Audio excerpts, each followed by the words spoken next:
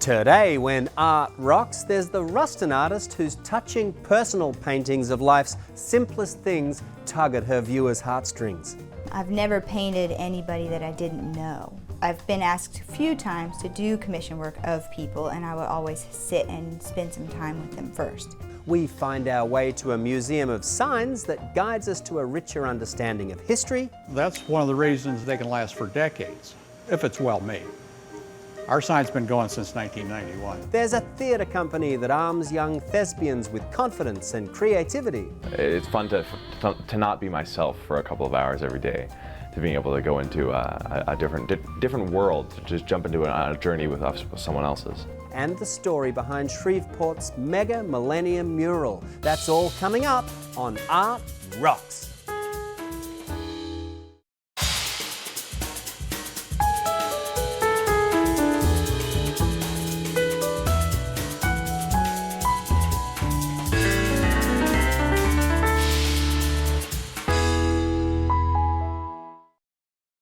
Art Rocks is made possible by the Foundation for Excellence in Louisiana Public Broadcasting and by viewers like you. Hello, I'm James Fox Smith, publisher of Country Roads magazine, and I'm glad you've joined us for Art Rocks. We begin up in Ruston, Louisiana, where one artist paints touching personal portraits of the people and objects that populate her everyday life. Julie Cruz explains that when it comes to subject matter, she finds everything she needs hidden in the busy landscape of daily life as a wife and a mother to 5 young children.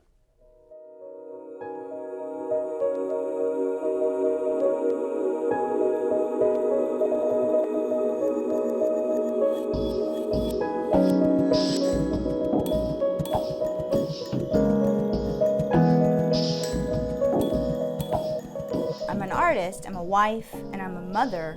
When I'm in the studio, I don't really put one of those in front of the other. It's all encompassing. What do you experience in your day? Checking the mail, doing dishes, it's all the very mundane things.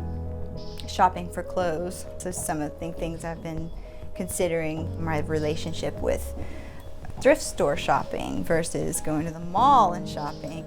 Any street scene that you would see that I've done is me going someplace, getting groceries or picking somebody up or having dropped somebody off or, just all the running around that all of us do. Many of Julie's paintings depict the people with whom she shares her life. Her interpretations capture the easy intimacy that binds families and friends together. To do that, Julie explains, she needs to know her subjects well.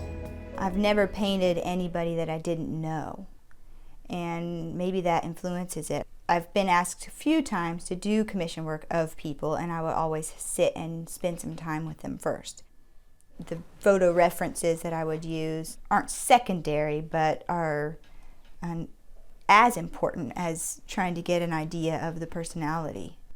Maybe it has to do with the fact that I do know them intimately. And as I'm painting and working, there comes a time when you feel like you're approaching being finished, and maybe that's when it snaps, is when I feel that acquaintance looking back at me, maybe, that I know that I'm finished. Capturing the vignettes of domestic life that steal her away from her studio, Julie's paintings celebrate the unexpected beauty of the mundane and the familiar. Whether that be an unmade bed, a stack of dirty dishes by the sink, or an undulating country road. There's a road, and it's going down and banking off into the distance. And as I'm painting it, it almost becomes sort of abstracted and very flat to me. So even though there's depth there, and it goes back into the horizon, there's flatness to it, which I really love. It's almost like a magic trick. You're painting on something flat, you're trying to make it look like there's a depth of field. And yet I'm treating different sections of the painting in a very flat way. So it's almost like it's like playing dodgeball, sort of. I don't know. When I paint landscapes, it's always based in emotion. When you see something beautiful and you're afraid it's going to disappear, so you sort of hold your breath a little. That's the best I can come. That's the closest I can come. I don't know. Sometimes roads to the most mundane destinations reveal surprising new subjects for Julie to paint. There's a series that I did of the dum-dum suckers. I just couldn't keep my kids out of the doctor's office. So every time you leave the doctor, you get a little sucker, and just kind of kept painting those as we had a series of broken bones and all sorts of calamity. They've been very well received, and I get a lot of positive feedback over those little sucker paintings. Yeah, they're cheerful, they're kind of happy. I was painting them when all these doctor's visits were happening. It was also during the presidential election, and I think that it was helpful just for people to see something that was light and fun and beautiful, and something that wasn't so heavy and serious. Oil painting for me, I like how slowly it dries. I paint very directly, so I paint wet into wet. I don't do a lot of layering. Sometimes I enjoy letting it dry, and I'll actually sand down the painting, kind of build it up a little bit, not all the time.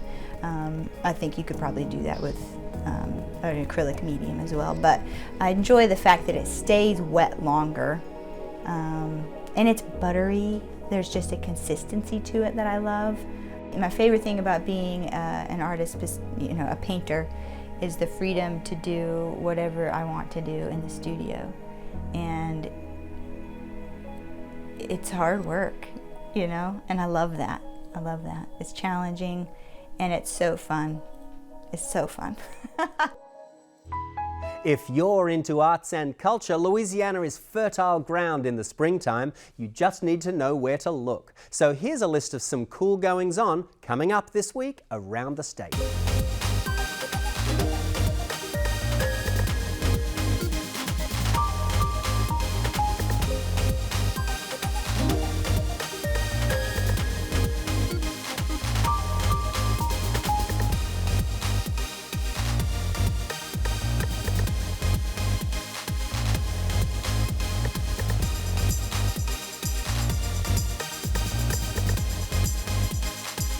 To learn more about these and other events in Louisiana, visit the website at lpb.org/artrocks.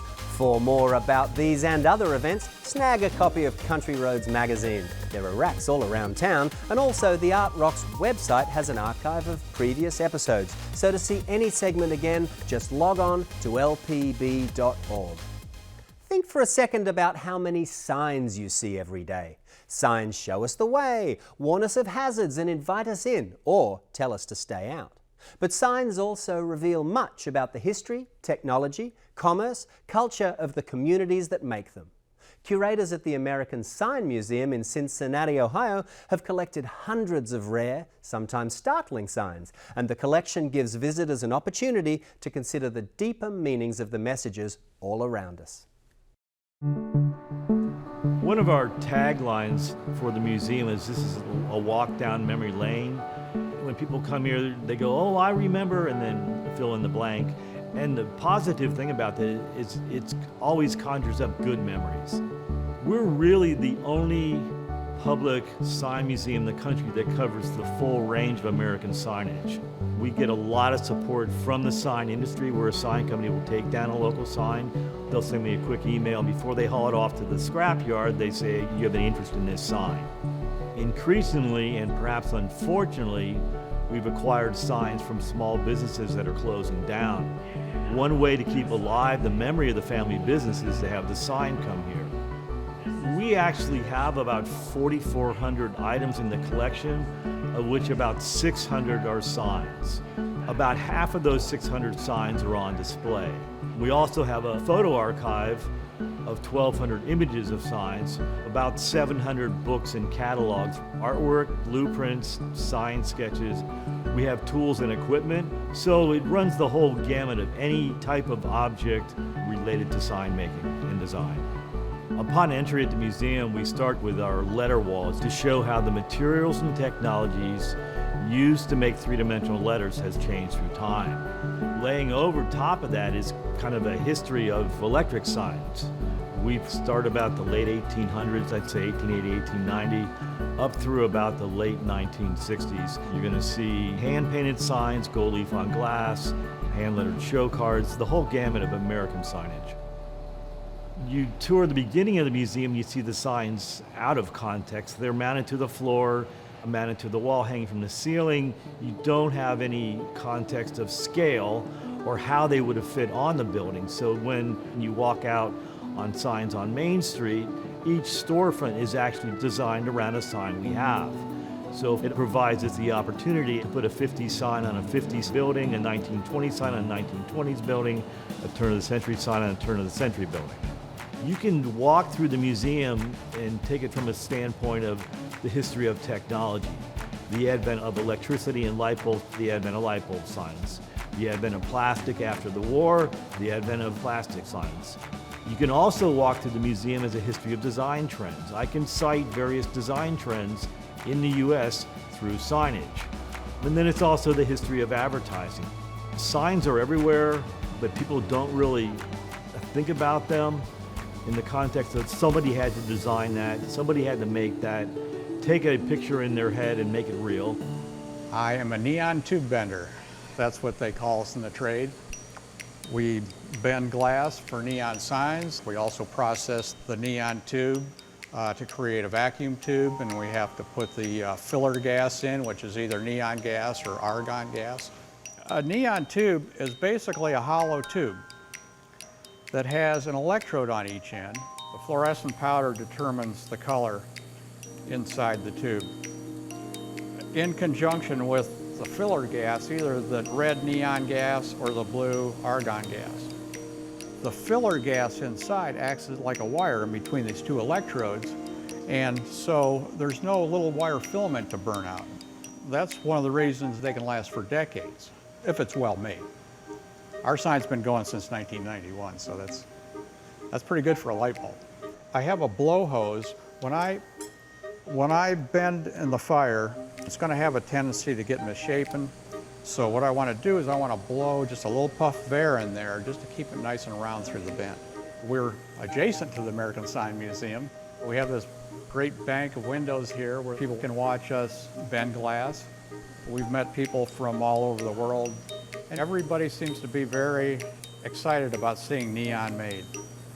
It is becoming somewhat of a lost art. There used to be a lot of training programs around back in the 40s and 50s, where they would train people for the sign business. And traditionally, a lot of people have learned through a family business. So that's traditionally the way something like this would be handed down. We have people all the time asking about it. We're going to have to pass this on to somebody. I love what I do, and I really enjoy being part of the museum experience. To look out this window that we have right next to our shop, it is pretty inspirational because the engineering that goes into some of those signs is quite amazing. There's a lot of things that they've done through history with the neon that we don't do anymore, as far as the movement and flashing. You get a lot of fun signs out there that you forget from the past, like the Howard Johnson with Simple Simon met a pieman on his way to the fair. That's all depicted on top of that sign.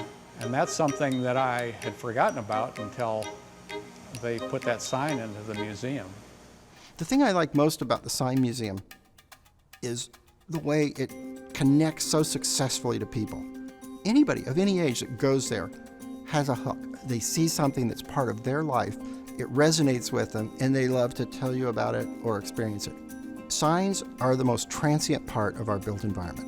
They change at a pace much faster than buildings, than streets, than landscapes, because when a building goes, the sign that advertised that building might be not only irrelevant, but confusing. So they go away.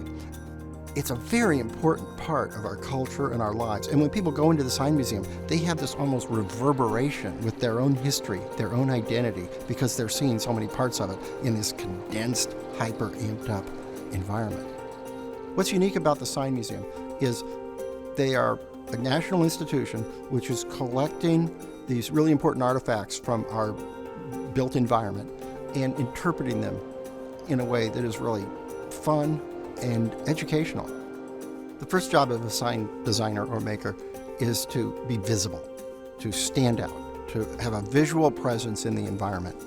And so they've always used the technology that's available to them to do that, from streamers with reflections to whirligigs, blowing in the wind and capturing reflected light. As soon as something's existed, they've incorporated it into signs. Gold leaf, gas-illuminated signs, punching holes in metal with light bulbs behind them. And then, of course, you get to the point where it's neon. And neon was extremely effective at standing out, particularly at night. Signs have evolved with us as a culture from being very simple things that would be hand-lettered on a building to stamped out, mass-produced items that can be shipped out by the thousands. We're losing a lot of individual character and a lot of spontaneity in our visual environment. It's one of the reasons the Sign Museum is so important, because it captures that when it was a free-for-all and everyone was out there creating their own message. And having a record of that is an extremely important cultural archive that people can go to, not to mention that it's a lot of fun.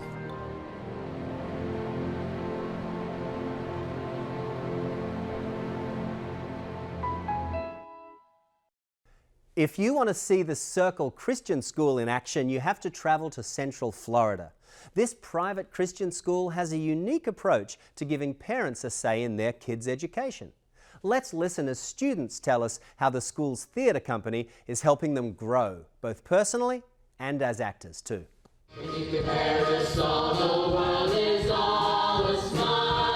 Circle Theatre Company started in 2001, and then after the third year, that theater teacher was leaving, and our kids were all upset that there wasn't going to be a Circle Theatre anymore, and that's when we teamed up, and we have been involved ever since. What's in all this for you? A living, Mr. Kemper. Some people paint, some sew. I meddle. It's been a really humbling experience for me, playing something so wonderful. I have a lot of respect for Dolly and everything that she's about, but I think it's a love-hate relationship between the two of us, because I'm always wanting to do her justice, and I'm always afraid that I wouldn't be. I really enjoy the way theater touches not only my life, but everybody else's life. It's a way to communicate with people, and it's a way to tell a story. My first year with Circle Theatre Company has been absolutely amazing. It's been a real learning experience.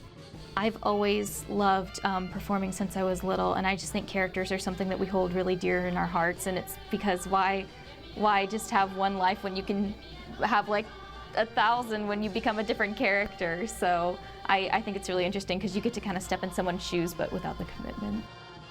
I believe arts education is extremely important, and feel sorry that they keep taking those out of the school systems, and that's why I think both of us are so dedicated to continue it here with Circle, is to continue that opportunity for students to be involved in the arts, because it doesn't matter if they go off to be a doctor or a lawyer. It really has advantages way beyond being on stage.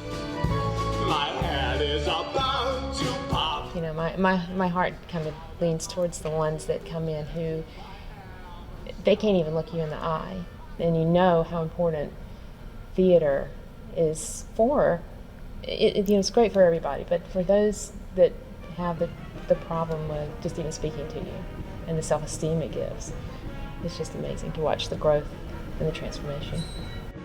I've watched both my boys, but particularly Sam, grow in the process of being involved with Circle Theatre. He's very energetic, very committed to just about everything he's doing, and gives it his all. And so I think Circle has helped him kind of refine that a little bit and put some limits and tolerances on it. And we won't come home until we kiss that girl. I really enjoy the aspect of being able to share art with other people, as well as it's fun to not be myself for a couple of hours every day, to being able to go into a different world, to just jump into a journey with someone else's. Circle Theatre Company has helped me grow so much. Before Circle Theatre Company, I couldn't even talk to people. It was really crazy, but now I've grown so much out of my shell. Well, look who's here, Mrs. Levi. I definitely think Circle Theatre Company has made me more confident in myself, and I also think that they have done a great job at bringing people out of their shells, but also keeping it in a very nurturing environment. So you're not afraid to be yourself, and you're not afraid to try a few things, even if you make a few mistakes. They're very, very supportive. With Circle Theater Company, we really appreciate the fact that they do teach excellence. They're not expecting mediocrity, and when a student is showing mediocrity, they ask the student to step up. And I appreciate that they do that with my student, with Bailey. I think there's an element of they give responsibility, and they expect you to fulfill the role, whatever it is, from running spotlights to acting on the stage to sweeping the floors. Yet, because it's Circle Christian School, they also do it with grace. So there's an amount of love that happens that is communicated to the students with such a positive atmosphere. And to see our kids do what we've been teaching them to do and see it come back is just, it's just wow. And you're like, they got it. And you know that great things are going to come from them. Circle Theater Company is an incredible place to be, and I can't imagine what I would do with all my time if I didn't have Circle Theater.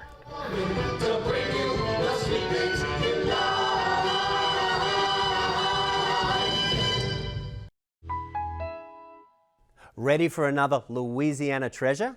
It's hard to miss Shreveport's once-in-a-millennium moon mural that covers two sides of the 8-story AT&T building along I-20. Betty Black tells us some of the history behind this iconic Shreveport landmark. This mural was done to celebrate the Millennium year, and it represents Shreveport and what Shreveport represents.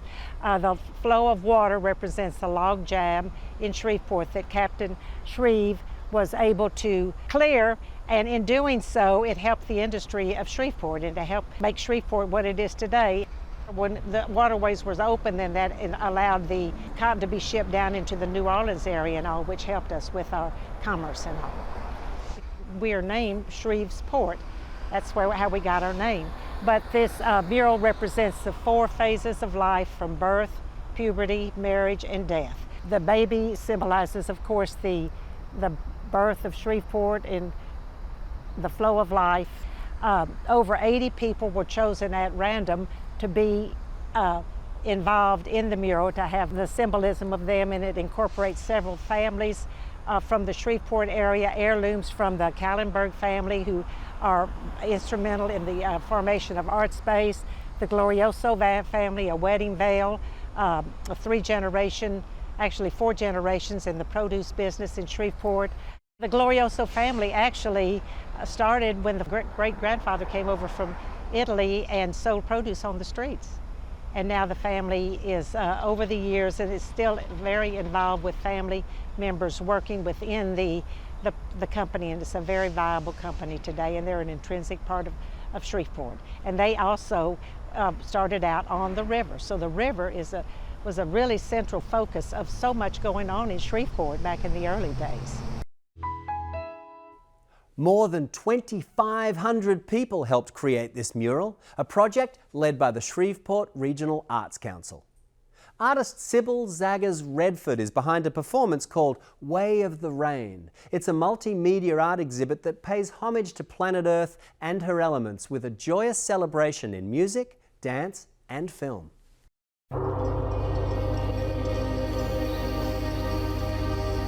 I was invited by Paul Lair of Young Arts to bring the Way of the Rain Miami to Miami.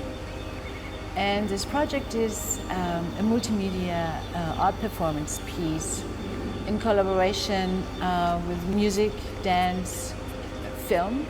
And it is an homage to our planet Earth and its universal elements. I have been working with watercolor for quite some time, and my studio in New Mexico is located on a high plateau, on a high desert plateau outside of Santa Fe, New Mexico. And so during the summer months we have the monsoon rains, which are extremely attractive. And the idea came up to maybe incorporate these rain showers with my watercolors. So I reversed the technique, and on dry paper I applied the watercolor, and then I take these pieces of watercolor paper out into the rain showers, and the rain creates the art, actually. So I have to be out there, so I'm spending a lot of time in the monsoon rains with my art pieces because I have to pull them out at the right time to make sure they're not rained out. I decided I wanted to create a statement to pinpoint on this issue. And I figured that if I really want to create a strong voice, I should invite some other artists with diverse to be part of this. And since dance music is my passion, my other passion, I decided to include music and dance and film to create just a bigger voice, to just be more thoughtful of where we are and what is happening to our earth. For the audience, I'm hoping that they experience something they have never seen before because of all these different elements of different art forms, bringing that together. But also the projections, the lighting done by Steve Cohen. He created some really powerful messages on top of these silks that I'm showing. So it's going to be remarkable. And I think, I'm hoping that people leave and become more open, conscious, that their consciousness will open up, and hopefully they won't forget so fast, and hopefully when the next rain shower comes down, they might think, oh, I remember the way of the rain. Here's the way of the rain. And that's going to do it for this edition of Art Rocks. But remember, you can always watch episodes of the show at lpb.org/artrocks. And while you're in a creative frame of mind, Country Roads magazine is a great place to find out about festivals, concerts, exhibits, theatre, cuisine and artful getaways happening all around the state. In print and online at countryroadsmag.com. Until next week, I'm James Fox Smith, and thanks for watching.